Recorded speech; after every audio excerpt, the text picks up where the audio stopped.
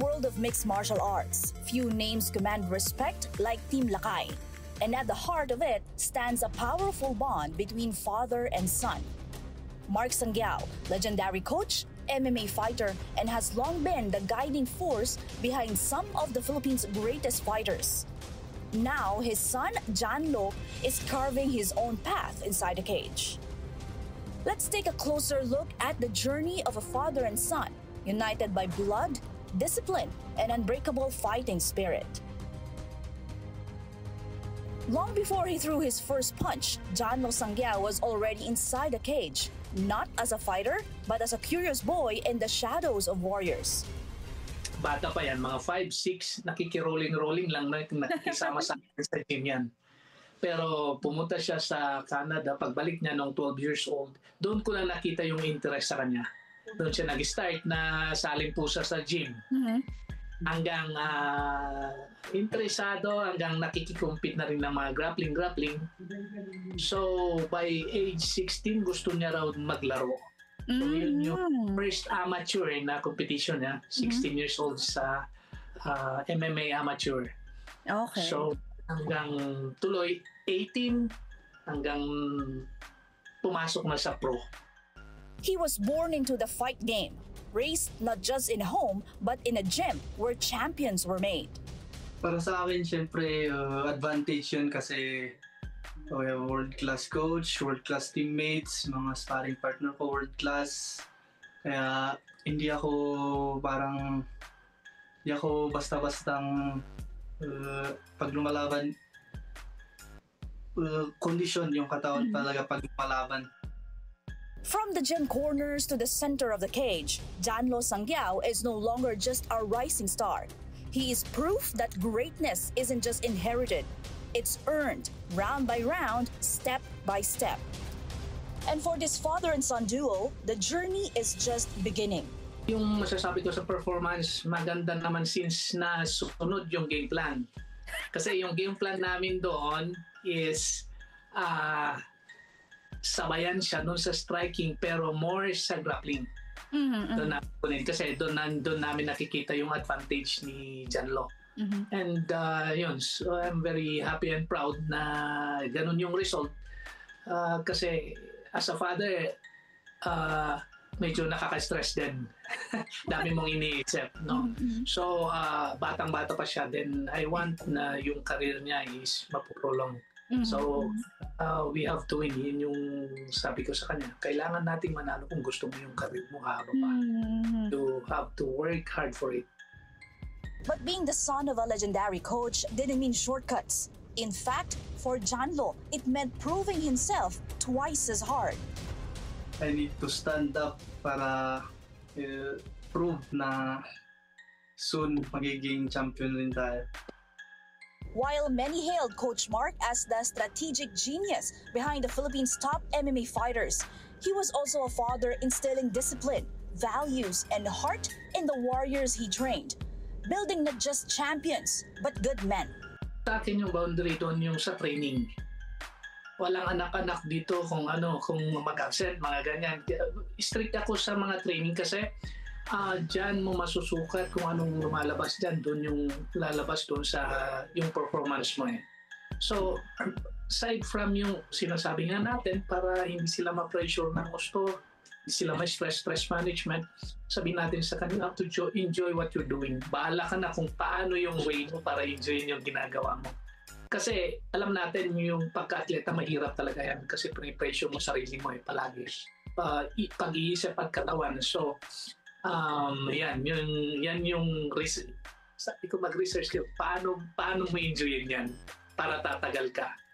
And nakikita ko naman hindi sila aangat or tataas ng ganito if they're not enjoying what they're doing. And now, as Jan Lo is emerging as one of the Philippines' most promising young fighters, one of the most important pieces of advice Jan Lo received from his dad was simple yet powerful. Yung natutunan ko doon, you have to work hard. Tsaka to become tough. Yung mga values na tinuturo ng martial arts, discipline, hard work, and then you have to be tough. Hindi pwede dito yung yung binibibi, ganyan, hindi ka angat eh. Kasi pagpasok mo sa ring, dadalawa na lang kayo. And we have to understand, lalo na sa case nila ngayon, na ang kalaban nila doon, puro international. Isipin mo yung lahat, talagang i-represent na yung kanyang bansa. So, yung natutunan natin doon, kaya tayo nakaproduce ng 8 world titles, is turuan natin silang to work hard and smart aside from yung mga techniques pa. And yung sa organization naman, kailangan mag-upgrade palagi. Like we have yung mag-advise din sa nutrition nila. Sa lahat, kailangan maging kompleto. So, slowly natutunan natin yon hanggang naging international competitive tayo. Para sa akin naman is buong buhay ko, ito na yung parang naging surrounded ako sa sports na to. Kaya sa akin, since bata ako, in-enjoy ko talaga mag-training. And pag-iisipin mo kasing mahirap talaga. Pero pag in-enjoy mo ba, sinasabayan mo, dumadali. Janlo continues to turn challenges into motivation, using each fight as a stepping stone in pursuit of long-term greatness. Since kasi nung bata pa ako, nung pinapanood ko, talagang gusto ko talaga pumasok sa one. Parang dream ko na makapasok sa one. Kaya nung pumasok ako doon, parang mixed emotions lahat, na kinakabahan, andun yung gagawin mo lahat kahit makipagpatayan ka para manalo lang. Magugulat ka na lang, and sarili mo mismo na push mo yung sarili para manalo, ganun na lang. For Janlo, returning to one championship, it was more than redemption. After his 2023 defeat, his recent win underscored the fact that growth remains essential and that there is still much to learn in this sport. Sa akin, talagang parang grade 1 pa ako dito sa sports na to. Marami pa akong akala ko parang mataas na yung level ko. Malayo pa ako sa mataas. Madaming techniques, madaming repetitions pa na dapat improve para makapunta ako sa rankings. And yet, behind the tough coaching exterior was a quiet pride only a father could feel. Sa akin, by consistent ulit na pinagsasabihan siya. Kung nakikita kong medyo nagre-relax siya, kinakausap ko man. And yun yung good thing, kasi meron naman kaming every Sunday na family gathering. So doon ko siya napagsasabihan pag nakikita ko na medyo nalilihis ng konti. And kasi hindi naman natin maalis yun eh. Lalo sa mga lalaki, meron tayong mga part na ganyan. So yun lang, as a father and coach, yun lang naman yung magagawa ko to guide him doon sa better na way na alam kong maganda para sa kanya. Sobrang saya. Sobrang saya and very proud na nanalo ulit.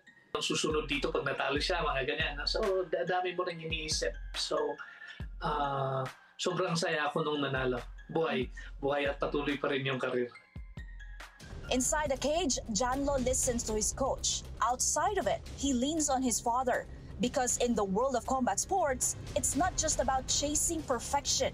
It's about loyalty, growth, and always being in each other's corner. Reporting for The Scorecard, Sheila Salaysay, Billionaire News Channel.